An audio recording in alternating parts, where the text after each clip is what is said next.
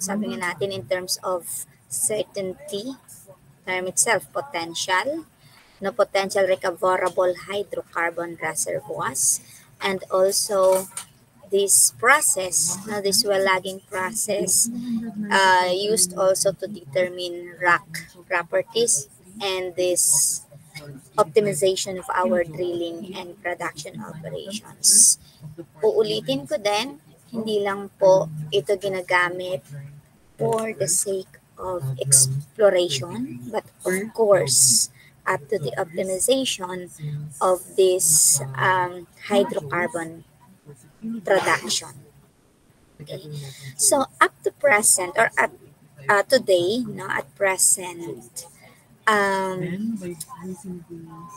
we have these basics of well-lagging, and ang ating goal, no, at least this sa ating goal sa chapter na ito is to appreciate the importance of this well-lagging and the some key techniques and tools used in our field in oil and gas, no. Kayo po ba ay nakapag-OJT na? Hindi pa? Not yet. Okay, so kaya natanong ko kasi possible. Halimbawa, kung iilan sa inyo nakapag-OJT na, baka napapunta na po sa company na na-exposed sa ating mga well-lagging tools, which is much better. No? So, in this chapter, ang ating discussion, po, matatakal po natin yung mga common applications of well-lagging in our industry, of course, and how do different types of well-lags, katulad po ng ating gamma ray, ng ating resistivity, and some acoustic, no, contribute to our understanding of subsurface formations. Pero sobrang lamig talaga ngayon dito. Bakit? Okay, so aside from the different application and types of these well-lags, no, we will also try to understand the challenges. Dapat kasi maintindihan natin, of course, in every processes, no, ay meron tayong magiging challenges dyan or some limitations of this lagging. And of course, as from that challenges, how can these challenges be addressed? Kasi as engineers, that is our responsibility na hindi dahil yun ay limitation niya, no, stop na tayo doon.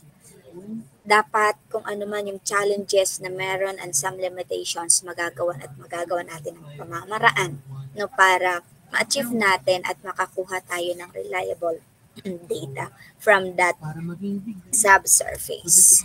So, in this chapter also, no, I will introduce to you the concept of open hole lagging, no.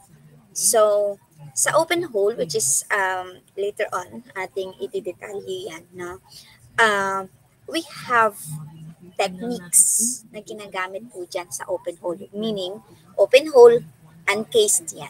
Yun lang po yung ating iisipin lagi. That is uncased.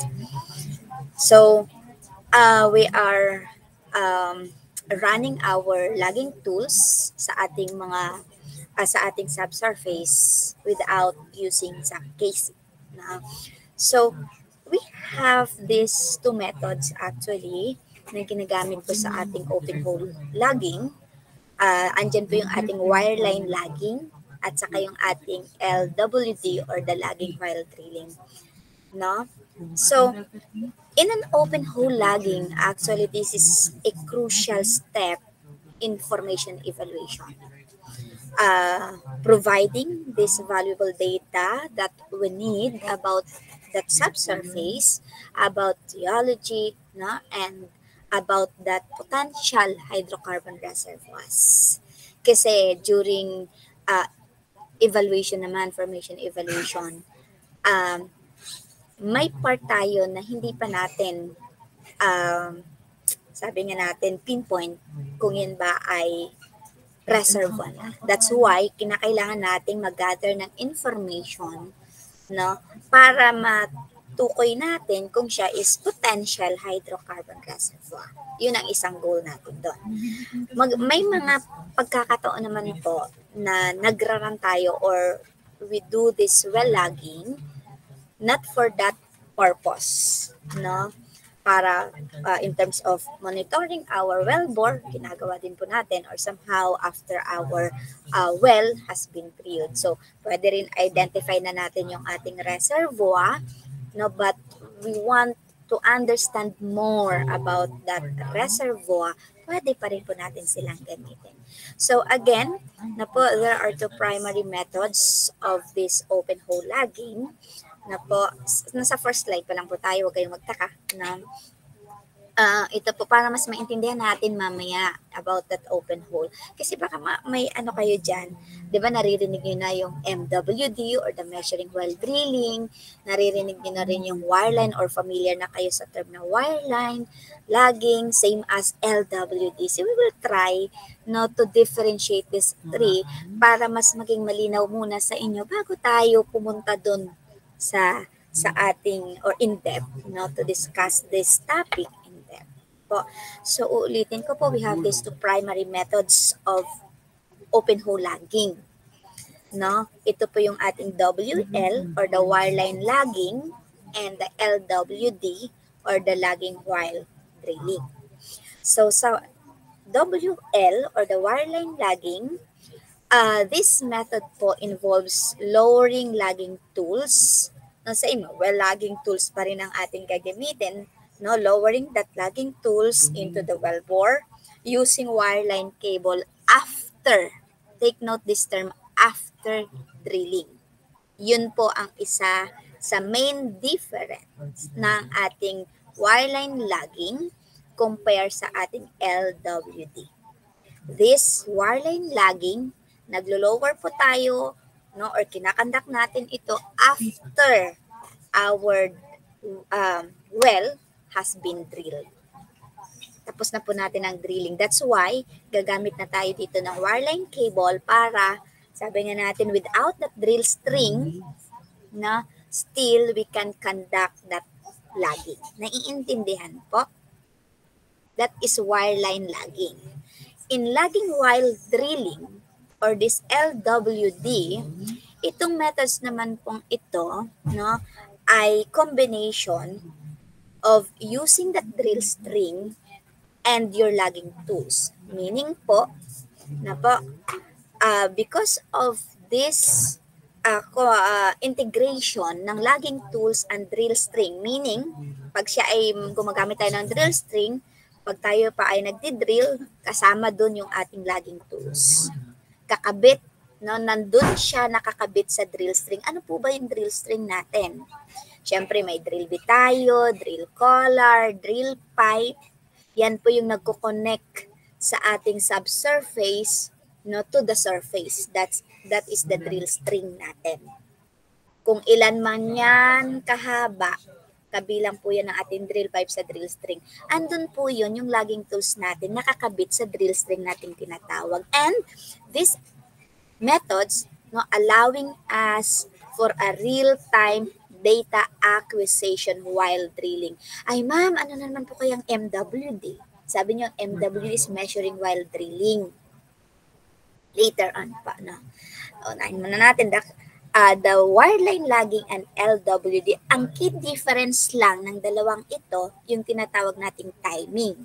Katulad nga po sinasabi ko kanina, the wireline logging, it is performed after drilling. Tatandaan po nating maigi, ha? After drilling, that is wireline logging. While this LWD, real time, it is done in a real time during drilling operation. Another key difference po ng dalawang method is the quality, the data quality. Typically, yung ating wireline, kaya niyang mag-provide ng higher quality data. Quality data, of course, kasi linis na yung ating borehole. Hindi na tayo, wala ng drilling, drilling fluids, wala na tayong ibang ang ating drill string. Wala na dyan. So, it can provide us that higher quality data. While this LWD, yung ating lagging while drilling, data may be affected by our drilling conditions. Ano po ba yung ating drilling conditions? Course, from that ROP or the rate of penetration, sa lifeblood natin, sa drilling lifeblood na ginagamit natin or sa drilling fluids natin. What else? Yung sa ating types of lithology. Kasi kumbaga, pag sa wireline natin, butas na yan eh. Ano mo na lang ulit eh. Iraran mo na lang ulit ang LWD. Wala nang maraming sagabal. Unlike sa LWD, while you are penetrating your rock formation, kasama pa doon. Pati yung mga, anong tawag natin dito, idle time during drilling, kasama siya. No? Pag nagka-problema ka man in terms of penetration rate, kabilang yon.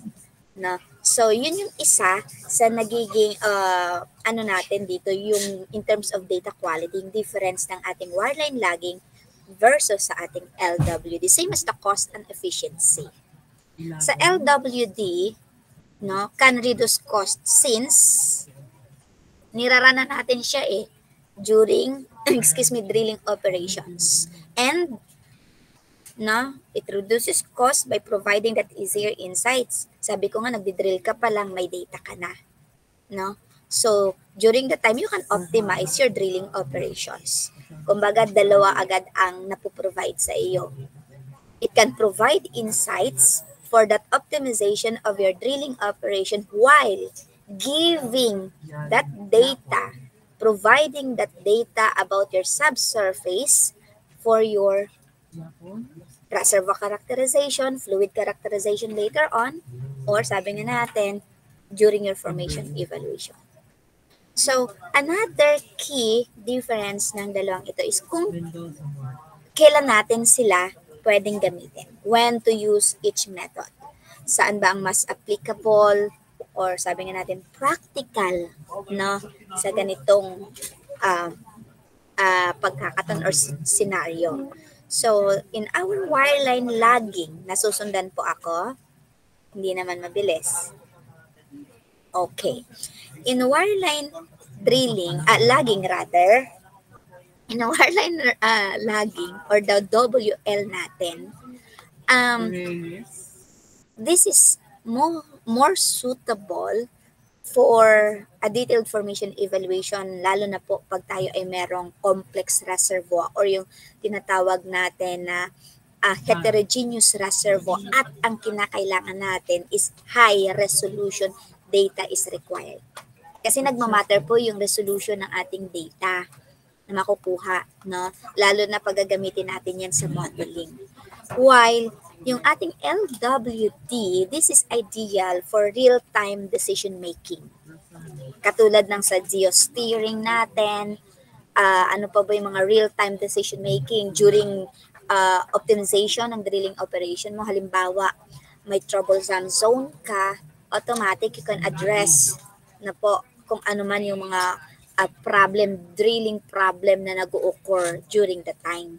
So that is ideal for real-time decision making. Pero halimbawa kung ang well mo naman ay hindi ganun ka troublesome, no, hindi mo ganun ka problematic, na based on sa insight, sa first impression na binigay na sa lithology mo, you can choose ito po yung ating anong tawag natin dito, yung WL natin.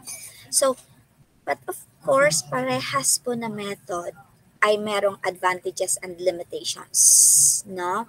And yung ating pagpili ng gagamitin, no, always depends on the specific goals or yung sa inyong objective, no, bilang drilling engineer, bilang production engineer, and bilang mud logger, no, nakadepende po yan sa inyong specific goals and the conditions of the well.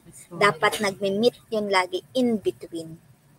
Na po, win-win. Hindi ka pwedeng may isang makakompromise. Na-meet mo na itong specific goals mo or yung objective mo, but hirap na hirap ka naman or ano naman dito, sala sa condition ng iyong wellbore. Meaning, possible na hindi ka makaka-acquire ng reliable data. Naiintindihan po? Question? Questions po? None. So now, no, alam na natin, ha? That is clear na sa inyo kung ano ba yung ating open hole logging. Again, open hole, you are logging, no, while your borehole is uncased. Kaya open hole logging. So, we have these two methods used in open hole. Yung ating wireline logging. Ito po ay niraran after na-drill yung ating well, while the LWD is during drilling. Now, let's try to differentiate or mas maintindihan natin lalo itong MWD and LWD. Kasi lagi naman real time daw itong dalawang ito. No. Laging while drilling, yung isa is measurement while drilling. So sa MWD and LWD actually used during drilling operations. That's why real time. Ang pinagkaibahan lang ng dalawang ito, no, they serve different purposes and provide distinct types of data. Tatandaan po natin yan. No? So nakadepende sa atin kung ano yung mas applicable sa gusto natin. Not gusto, but for that objective, specific objective. Ano yung data? Sa MWD, pag sinabi ulit natin MWD, ano po yun? Ano po ulit ang MWD?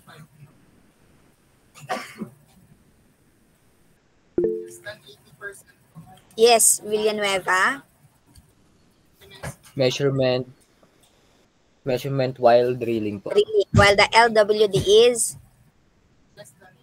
Logging while drilling. Okay. So, sa 2 words pa lang sa dulo, while drilling. Di ba? While drilling. Yun na agad ang key ninyo, yung hint ninyo na siya ay ginagamit during drilling operations. But, again, they serve different purposes and provide these distinct types of data. Ano po yun? Sa MWD, unahin natin ang MWD. Ang focus po ng MWD is more on drilling parameters. Ano po ba yung mga drilling parameters? Kaya kalimitan sa mga drilling engineer, more on MWD ang ginagamit nila. Because it provides or it focus on that drilling parameters such as sa directional surveys. Ano po bang kinakailangan natin during directional surveys? Lalo na pag DD or yung deviated borehole. Alam niyo naman po pag sinabi nating deviated borehole, hindi lang siya vertical, no? Nagde-deviate kung ilan man yung angle of that deviation. So, kinakailangan natin yung mga azimuth. Are you familiar with these terms? Azimuth, yung inclination, tool face natin, or yung kick-off point nating tinatawag. When we say kick-off point, yun yung dulo, kumbaga hanggang kung saan ka na mag-i-incline, magkakaroon ng deviation sa iyong borehole from vertical position. So, dito po ulitin ko ang MWD, nakafocus po sa drilling parameters natin. Same as sa drilling dynamics. Halimbawa man, hindi naman ako directional or hindi deviated ang borehole ko. So, anong kinakailangan mo sa drilling dynamics? Sa drilling engineering ninyo, ito kinakailangan natin, yung torque, yung weight on beat, yung ating WOB natin, that is very important to achieve ng tinatawag nating penetration rate, effective and efficient penetration rate. Ano ba ang purpose ng ating drill collars? Diba? To add weight on that beat. Wala pong ibang purpose ang ating drill collar, kundi pampabigat lang siya. Kaya kung mapapansin nyo, laging andun lang siya sa ibabaw ng ating, doon pagkatapos ng drill bit, andun siya nakakabit. Yan po yung drill collar. Add weight on bit. Kasi, any idea po ba bakit kinakailangan natin mag-add ng weight sa bit natin? Ito yung ating hydrostatic formation going down. Ito yung ating formation pressure. Diba? So, maglalaban ang dalawa. Kung hindi akma, Hindi, sabi nga natin, your hydrostatic pressure should be slightly greater than to that formation pressure para maiwasan mo yung tinatawag nating blowout. Earliest kick. That is a sign of your blowout, earliest kick. So, kinakailangan natin yung weight on B to add on that. Kasi hindi naman, halimbawa, pwede naman natin i-manipulate yung ating mud density. Sorry po, talagang kinakailangan kong i-introduce ito sa inyo, yung mga ito na para mas maintindihan ninyo kasi MWD, nakafocus sa drilling parameters. And one of these parameter, itong drilling dynamics. No? So, yung weight on bit na yan, ang purpose natin, para ma-drill natin, yung ma-penetrate natin yung rock formations natin ng sa oras na gusto natin, sa rate, kumbaga sa bilis. Kasi hindi naman pwedeng pilitin mong pabilisin kasi pwedeng mabilis kang mapudpud, ma-worn out ang inyong drilling bit. Hindi po pwede. May akma lang siya na bilis. No? Drilling rate mo. So, may malaking kinalaman po yung weight on bit. That is one of the example here. And the rate per, yung rate of penetration natin. Another one, no, ang purpose ng MWD natin, downhole temperature and pressure. No, malaman natin yung ating subsurface borehole condition natin, yung TNP. Not only for that pressure, hindi lang tayo nag-after doon sa pressure ng ating formation, but of course, yung ating drilling conditions, yung temperature and pressure ng ating wellbore. Take note, gumagamit po tayo ng mga steel, no, yung mga pipes natin. So ito, pwedeng magkaroon ng anong tawag dito, yung reaction. Pag halimbawa mayroon ng tayong HPHT sa ating well na. So pwedeng yung mechanical properties niya. So dapat kaya niyang withstand kung ano man yung TNP natin. That's why we use different grades, API grades ng ating mga pipes, di ba? Kung ganito yung burst mo, kaya dapat yung pressure mo, lahat niyan, no, kino-compute ninyo para kung ano man pagsiselect ng API grade ng pipe ninyo, akma. No, naiintindihan po yon. That is real-time decision. Ano natin, di ba? So it provides a real-time data to optimize that drilling operations. And of course, no, it helps us to ensure wellbore placement. And overall, nape-prevent po natin yung drilling hazards. That is for MWD. Measurement while drilling. While in LWD, nakafocus po siya. Kung tayo ay sa exploration, dito tayo, LWD tayo. Kasi nakafocus siya sa formation evaluation since it provides real-time data about petrophysical properties katulad ng resistivity natin, ng ating density, ng ating porosity, some geological features. Ano ba yung mga geological features natin? Yung ating mga lithology, about beddings, about fractures, name all those geological features po natin. Same as our fluid properties, from that saturation down, no, sa ating other properties, fluid properties.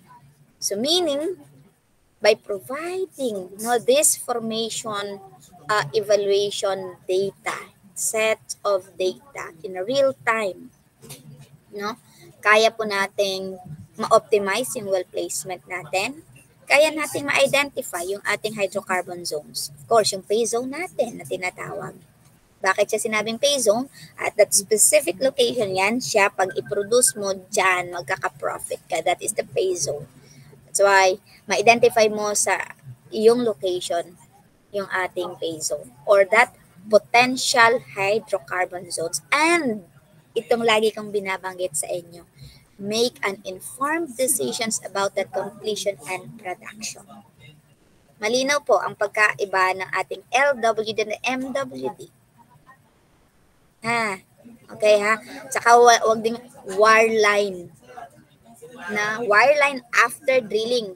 Tapos, pag sinabi mong wireline, inano po yan. Meaning, hindi agad, siya, makukuha mo lang data mo after drilling at iba ang purpose niya. MWD, LWD para sa real time, magkaiba ang binibigay na set of data, magkaiba ang kanilang purpose. And kung makikita natin, kung ikaw ang madlagger, LWD ka lagi. Kung ikaw ay drilling engineer, MWD ka. Nakukuha na po natin? Okay. So, kung ating titingnan na po yung difference ng LWD and MWD, think of it, no, na ganito lang siya. Yung MWD is about drilling the well. While LWD is about understanding the reservoir. So tayo sa formation evaluation combination. Common naman combination ng MWD at LWD. Marami naman tayong, we have this different LWD tools and MWD tools. Kung makikita niyo, baka malito na kayo kasi ba't parehas lang naman ang principle nila, no?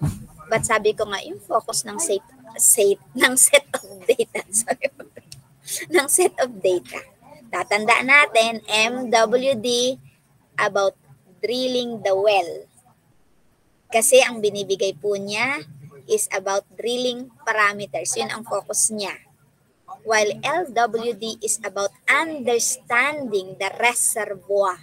Dahil ang binibigay niya po ng mga data is about properties, petrophysical properties, and so on and so forth. Ang dalawang ito, halos magkaparehas sa way kung paano sila i-run, yung principle kung paano sila gamitin, but then, yung kaya nilang i-provide, no, ang magkaiba. Okay? Questions po? Now, may tanong po ba? May hindi malinaw, sabihin ko agad. Okay na tayo doon. Kasi sisimulan na natin ang mas masalimot natin usapin. Okay. Ito po sinasabi kong open hole logging. As you can see here, na po. Ayan, sa kabila yung ating wireline logging. Malinaw na sa inyo anong wireline, di ba? Malinis yung ating borehole. Nakikita ninyo? Kasi wala na tayong drill string. Unlike sa ating LWD, makikita nyo pa yan, ayan no, meron pa tayong bit sa ilalim, na meron, andyan yung ating drill string nakakabit. Malinaw na po. Kasi ang wireline after drilling, LWD during drilling. Okay. So, bakit ma'am hindi kasama ang MWD? Sa ngayon po, hindi pa natin pinag-uusapan pero na-introduce ko sa inyo kasi po, tayo is more on reservoir, understanding. Ang focus natin sa formation evaluation is to understand the reservoir. Iintindi natin kung anong meron sa loob bago siya maging ma-identify na una, syempre identify muna natin siya ay potential hydrocarbon reservoir, and then we will try to understand, no, the behavior, no, ng kabuuan natin dyan ng ating fluid within that reservoir. Kaya LWD po tayo ang nakapresent ko dito. Gets po yon? Okay. So as you can see here, ayan po, ito yung sinasabi kong track. Yung, wala akong sorry, next meeting, nakalimutan ko yung pen tablet ko. Ay, ang tawag yung panulat. No? Sundan nyo lang ako. So, ito pong open hole, nakikita natin sa pinaka, ito yung may oil, may gas, oil, water. Ito yung may box natin na different colors. Ano po? Makikita natin yan. Open hole siya kasi walang representative na tayo ay may casing shoe. Madali lang po kasi ma-identify kung ikaw ay open hole or cased hole. Open hole, wala kang makikita, no, sa figure or sa anong tawag natin doon sa FBD ng iyong weld, no, sa design na casing shoe. Ang casing shoe po natin, triangle lang yan. Triangle lang yan sa dulo. Yan ang isang palatandaan kung ikaw may case tool, may makikita ka na triangle doon. No, yun lang. Pag wala, straight lang. That is open hole. No. So, kanina na introduce ko na sa inyo itong ating open hole. Again, this is another critical process during well evaluation. meron tayong advantage, no, logging this open hole. Pero meron ding disadvantage. Same as a cased hole. At may purpose, no, kung bakit tayo nagra-run ng ating mga logging tools sa ating cased. Okay, sa cased hole natin. So, for this open hole muna, na dito muna ang focus natin, it provides a detailed and continuous record. Same pa rin yan. Kasi sabi nga natin when we say well logs, no?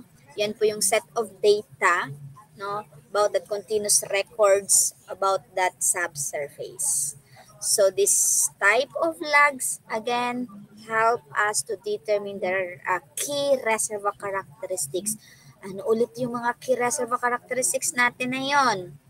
Ha? Ano ulit po yung ating mga reservoir key properties na yon? Si Ina. Ina, Yana. Miss,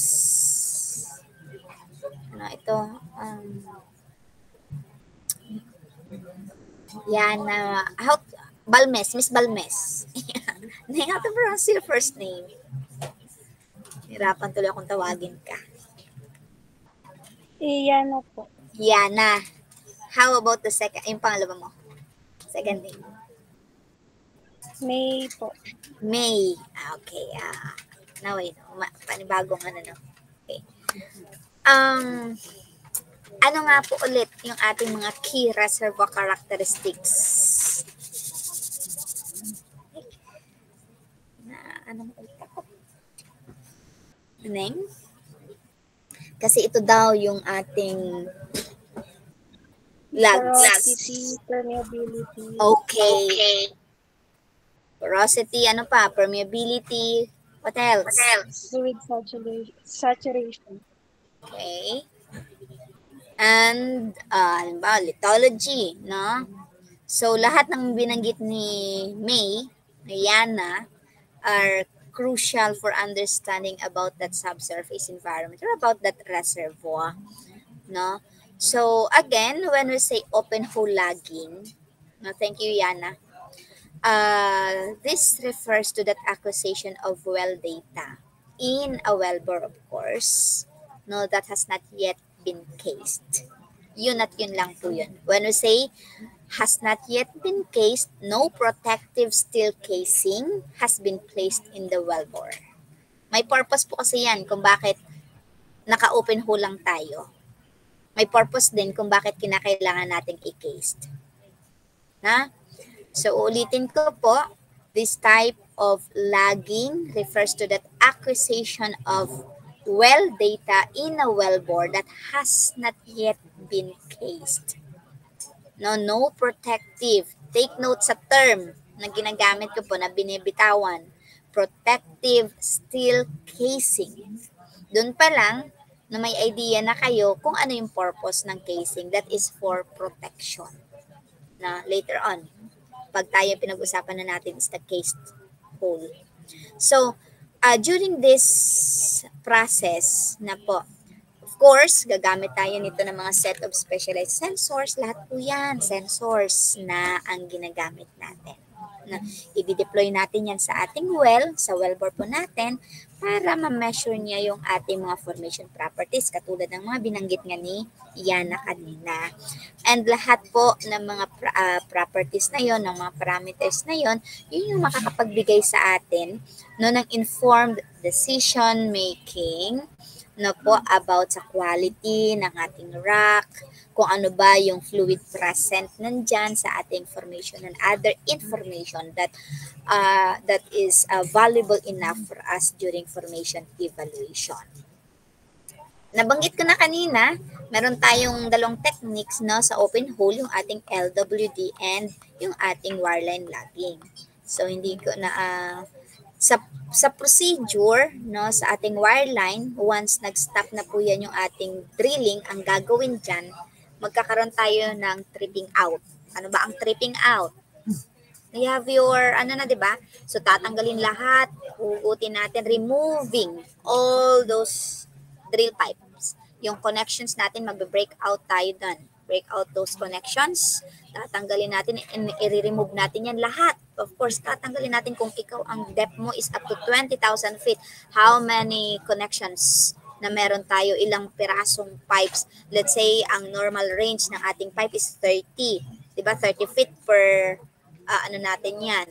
So, may 3 connections man yan. So, i-divide niyo yan. 20. Na-imagine nyo kung gaano kadami ang kailangan yung tanggalin dyan out from that wellbore para malinis lang yung ating wellbore bago natin ilo-lower naman yung ating mga wireline tools na gagamitin. So, as the tools move through that open hole, no, doon na niya na measure yung ating mga properties within that surrounding ng ating formation at different depths. Yung advantage lang ng ating wireline, sabi ko nga kanina, it offers a more high resolution. No, kung makikita natin yan sa ating mga logs, mataas po yan, malinaw.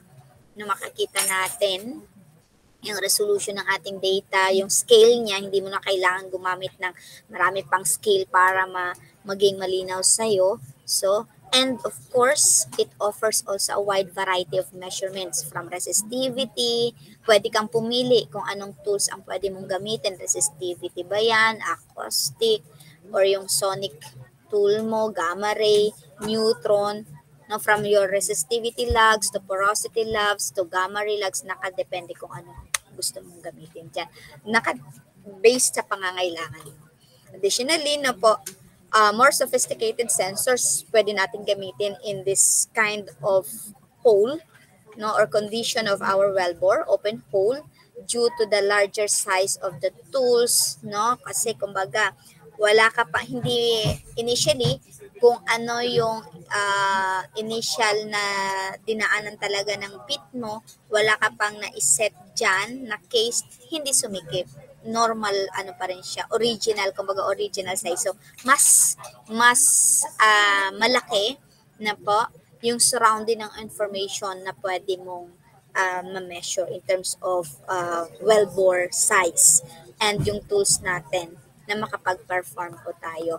Yung disadvantage nga lang po ng ating open hole logging is that, of course, kinakailangan, unang-una, sabi ko nga kanina, bago natin ma-lower yung ating tools, kinakailangan muna nating tanggalin lahat ng ating drill string. No? Yung tripping out operations natin para lang ma-perform yung type of this acquisition of data. So, may tinatawag tayong downtime. It can result, no, in downtime, which increases that operational cost. Additional idle time, take note, sa drilling, matatry nyo yan mako-complete pag kayo ay sa drilling program ninyo to determine the drilling cost, no? So, nagmamatter po. Dapat iiwasan hanggat maaari, no, wala tayong maging downtime. Kasi yun ang isa sa major cause ng pagtaas ng ating operational cost. Take note of that. So, another one, ang disadvantage po ng ating wireline logging is that less suitable in unstable formations. Pag sinabi nating unstable formations, lalo na pag yan ay mga soft type, unstable, pwedeng mag-collapse. Yan. Nung tinanggal mo ang iyong drill string, of course, pwedeng magkaroon ng cave-ins or caving. Are you familiar with those terms? Caving, tipak sa loob ng iyong wellbore, magkukulapse ang certain point. So, nagde-deteriorate yun po kasi, no, yung strength nun once yung drilling nag-stop. Kasi wala nang nagpupush, kumbaga, which is common po yan. Kaya, yun ang isang disadvantage doon. Unlike pag cased yan, may nakasarang protection. Yan, yun na nga yung term natin na ginamit kanina, a protective steel casing. Questions about this open hole logging? Simple as that lang po. May iraran mo lang ang iyong wireline tools after mo matanggal lahat ng laman ng iyong anong tawag dito, wellbore. Matanggal mo lahat ng drill string. Questions po?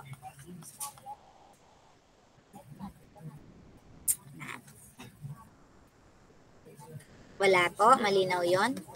Okay, sige.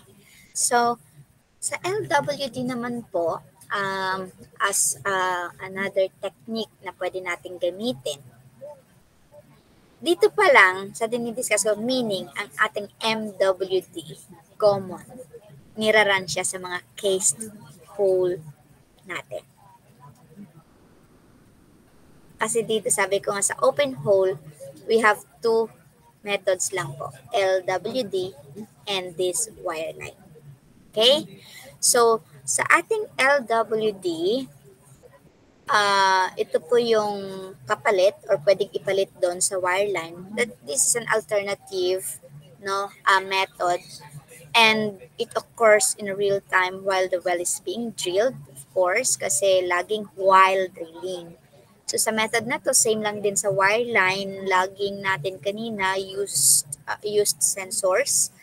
And yung sensor naman po ng ating LWD, nasa bottom hole assembly yan, yung tinatawag nating BHA. Familiar po kayo? Kayo ay may drill tech, rin naman po, mas maunawaan nyo yan pag na-discuss nyo yan din doon. Mahirap na natin dito.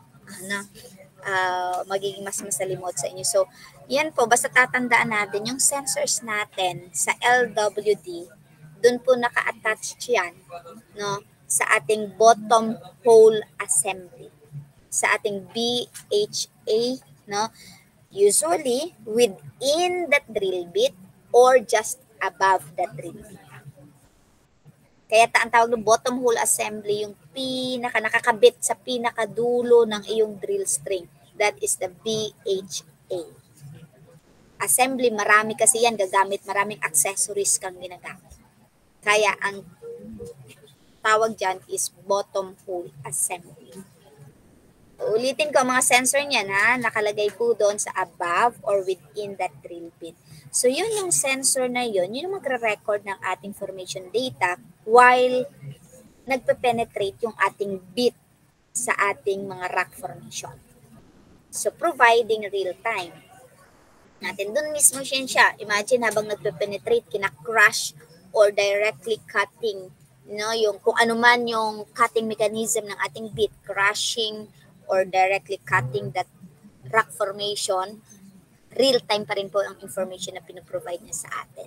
Immediately, we can adjust to that drilling plan if needed. Questions? And may tanong po ba?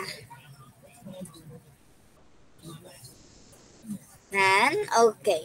In terms of procedure, na-imagine nyo naman, di ba, while our drill string, lowering to that subsurface, nagpe-penetrate yung ating bit, sa ating rock formation, as this drilling, progresses, yung ating LWD tools record same types of formation. Kasi sabi nga natin kanina, yung sensor po nakakabit within that bit or above that bit. Basta andyan siya, hindi siya nawawala sa BHA natin, bottom hole assembly. So yung data na nare-read, can be transmitted to that surface in real time. Halimbawa, ang bit mo nasa 8,000 feet. Nag-feed yan siya ng data as nagpo-proceed yan siya palalim ng palalim, yan siya, nag-feed ng data about that subsurface mo. And yung data na yon, uulitin natin, ang focus po ng data na yun is for your formation evaluation. Yung mga data na na-feed niya is about your properties of your rock formation and fluids. Po? Yun ang isa sa advantage natin. Particularly, it is useful in an unstable or high-risk formations that could collapse if left open. Halimbawa, identify naman natin sa formations yan and borehole collapse, napaka-prone. Wag ka nang mag-LWD. Wag ka nang mag-wireline. Mag-LWD ka na. So these tools also provide an early insights about that formations, allow for on the fly. Pag sinabi natin on the fly decision making, anytime na kinailangan mo ang makapag-design yan, yes or no na decision, type of decision, meron kang basis, reliable basis. Ang disadvantage naman, compare sa wireline. Kung kanina, ang wireline natin, of course, provide, di ba, larger borehole kasi, so mas magiging maayos sa tools natin. Dito sa LW, they are usually smaller and provide slightly lower resolutions than this WL because of that space constraints. Kasi andun lang siya may drill string tayo eh. So as we penetrate that, may drill string, ano yan siya. So yung real-time transmission of that data can also be slower or less detailed than post-drilling analysis natin. Yun yung disadvantage. Questions about LWD sa disadvantage and advantage niya? Malinaw po ba yon? Questions po? Wala kayong may add about sa inyong napanood? Wala pa sa ngayon? Ha? Uy, may kausap ba ako? React naman dyan. Baka ako pala hindi na naririnig. Okay, nakakasabay po ang lahat. Okay. So, about data acquired, again, logging natin, ang main objective is data acquisition. Data acquisition. So, for the data acquired from that open hole logging, no, whether siya man ay wireline or using LWD, parehas naman po sila ay valuable for interpretation, no, for analysis, for chemical characteristics of that formation. Nga lang, yung complexity of that data can vary. No? Pwede po yun magkaiba-iba depende sa formation's nature natin. Halimbawa, ano ba yung mga key data na sinasabi ko? Katulad sa resistivity logs natin. Halimbawa sa resistivity logs. When we say resistivity logs, actually, this measure the formation's resistance to electrical current. Diba? Kung napanood nyo, yun. And ang purpose natin yan ay tinutulungan tayo ng mga resistivity logs para ma-distinguish yung ating water-bearing versus sa hydrocarbon-bearing zones. Since, no, pag sinabi nating hydrocarbon-bearing zones, it must have a higher resistivity than water. Tatandaan natin lagi. Tatandaan po natin lagi. No? So, sa porosity logs naman, katulad ng sa ating neutron and density, no? Ito naman parehas. No? Parehas naman po na nagbibigay ng information about rock's porosity, which is critical naman sa ating reservoirs estimation about that ability to store fluids. Yun naman. So yun yung mga data na napoprovide ng ating logging na ito. Sa gamma ray, ano po ba ang pinoprovide ng gamma ray tools? Ang dinedetect po nila, no, natural gamma radiation kasi take note, sa ating rock formation, kung naalala ninyo, yung 3 natural elements na nag-i-emit ng gamma ray, thorium, K, the TH, and the thorium, potassium, and ano nga yung isa? Tatlo yun.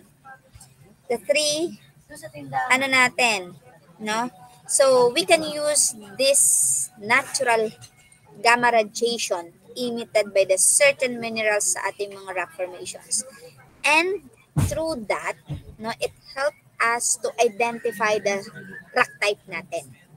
Kasi yung tatlong elements na po na yon ay makikita lang or meron lang sa specific type of rock. Ibig sabihin, pag may na-read po tayo sa tatlong elements na yan, na alam natin ang rock type.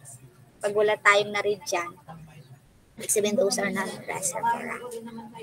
So, ganun lang po. And then, we can also determine the shale content of that formation. Questions? Yan ay overview lang po ng ating mga laging ng ating mga different LWT. Sonic logs naman, sa acoustic, ano ba ang minimeasure niyan? Yung time, it takes the delta T. Naalala niyo the delta T, the time it takes for sound waves na mag-travel niya, na makapag-pass through siya sa ating mga rock formation. At anong pinoprovide niyan ng delta T? Yung ating rock density, no? And mechanical properties, same as the porosity. Yung mga relationships ng mga yun, mechanical properties, yung ating titingnan. Yun ang principle ng ating acoustic measurement. Yan. Sa density logs, ito naman ay gamma rays. No, ito'y gumagamit tayo ng, excuse me. Mag-extend lang kami sa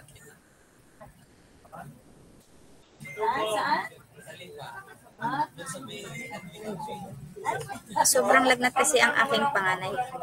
Okay, nung pumasok ako kanina, nasa 39.5. Excuse po ah.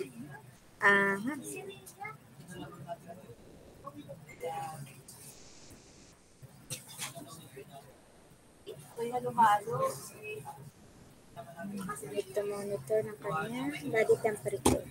Okay. So density log, no, babalikan natin. Ito po yung mga tools, no, na gumagamit ng gamma rays, no. Hindi katulad kanina ng sa acoustic log. Acoustic log kasi ang measure, not acoustic log, sorry, sa ating gamma ray logs. Sa gamma ray logs natin, ang measure niya, yun yung ating natural gamma rays emitted by that certain mineral. Pero meron naman tayong mga logs, katulad ng sa density logs, gumagamit talaga tayo ng gamma rays noon to measure that electron density naman ng ating formation. No? So, kinokorrelate natin yung bulk density ng ating rock to that electron density. No? So, with combined with porosity logs natin, kaya kanina density with neutron, other porosity logs, pwede po nating ma-identify ngayon, ma-estimate yung fluid content ng ating rock formation. Later on, mas maiintindihan yung lahat niyan sa ating chapter 4. This is only an overview, hindi ko muna siya hihimayin na po. Ini-introduce ko pa lang po sa inyo kung ano ba yung possible different LWD na pwede natin gamitin. Meron din po tayong formation pressure and fluid logs na tinatawag. Ang mga logs pong ito provides data about pressure and type of fluids natin within the pore spaces ng ating rocks. So, pwede yun gamitin natin to determine this production potential of our reservoir. So, lahat ng mga nabanggit ko, of course, makukuha natin by logging operation. No? Ma-acquire lang po natin lahat ng nabanggit kong data, no, through this well logging. And yung data na ipoprovide sa atin ng well logging, ito mga well logs, raw po yan. Ibig sabihin, pag hindi pa natin in-interpret at magiging valuable enough lang po yan once ma-transform natin sila into a meaningful data na na-interpret na natin through that interpretation. So, ano po ba yan sa ating interpretation ng open hole logs? Sabi ko nga, once acquired yung data, those data is analyzed, tayo po ang mag-a-analyze nun. Tayo po ang gagawa ng analysis na yon, i-interpret natin yun based on our knowledge, of course, kaya tayo dapat ay knowledgeable enough para may kakayanan tayong i-analyze ang data na yan, para ma-extract natin those meaningful information, valuable data, about that formation. So, ang interpretation po, ang kinakailangan natin dyan, advanced computational tools, pwede rin mga paggamit ng software, Ngayon, napakasabi ko nga, hindi nyo na kailangan mano-mano yan. Pero of course, tuturuan kayo ng basic, Para kung wala man, halimbawa, talagang bumalik tayo dun or dumating yung senaryo na biglang, hindi available.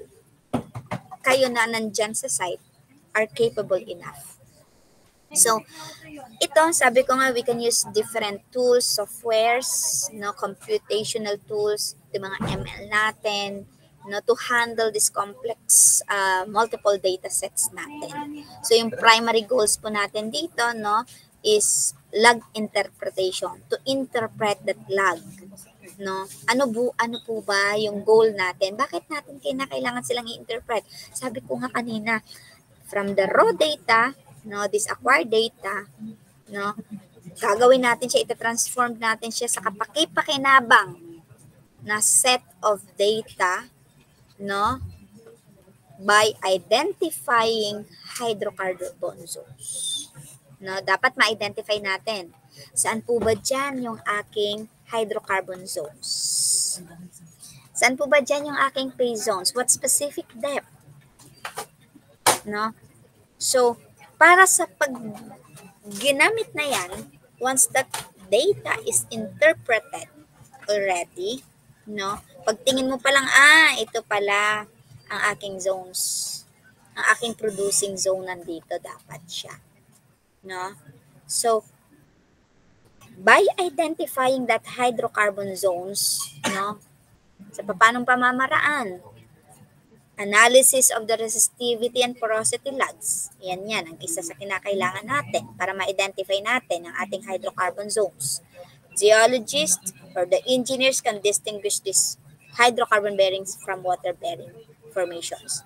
Unang-una, pag ang gusto mo muna ang paggagamitin mo, kailangan mong tukuyin muna kung asan ba yung hydrocarbon zones ko, asan yung reservoir ko, ang gagamitin mo initially, resistivity and porosity logs. Naiintindihan po? Hindi lang pwede isa.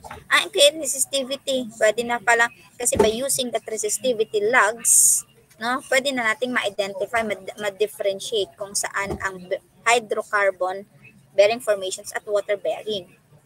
It's a combination po. Combination ng different logs. Porosity logs, kinakailangan natin. Okay. Paris na. Sorry.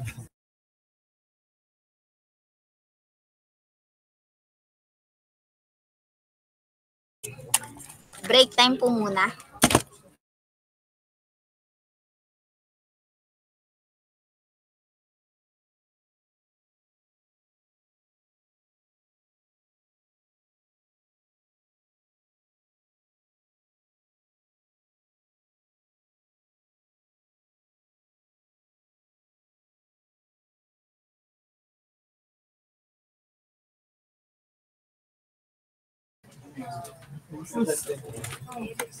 Hello. Okay, tapusin lang natin ito. 1 hour na. So, yung slide number 2, tapusin lang. Hello, andyan po kayo. Sorry naman, ikakat pa ang break time ninyo. Okay, tapusin na lang ito. So, una, sabi nga natin, ita-transform po natin yan, yung ating acquired set of data. Halimbawa, para ma-identify natin yung ating hydrocarbon zone, kailangan natin combination of this. Tatandaan natin agad kung kayo mag-identify, dapat ang gagamitin ninyo ay resistivity. Kalimitan na po, ito yung common. Resistivity logs and porosity logs. While pag halimbawa ay gusto nyong i-determine yung formation, porosity, and permeability, in terms of lithology determination, specific type of your rock formation, gamma rays po ang pwede natin gamitin dyan kasi kaya niya yung gamma rays and other logs na kayang i-identify yung ating type of rocks present at that location, katulad ng sa sandstone, shale, or limestone. So, marami po tayong pwedeng pagpilian na logs para ma-determine natin ang ating lithology. For the fluid saturation, particularly po yung ating resistivity ulit at saka yung porosity natin. Yan ang pwede natin gamitin to determine this fluid saturation. So, overall, ito yung ating open hole logging. Uulitin ko po, running no? Or this is the acquisition of data, of information in our wellbore without casing, no? So whether performed via wireline or logging while drilling or through this LWD, parehas po yan makakapag-provide sa atin ng important data during formation evaluation. And all these informations na acquired data natin na are vital for reservoir characterization, identification of these production zones, and making, of course, decisions related to drilling, production, and reservoir management po natin. Questions po? Questions? May tanong po ba?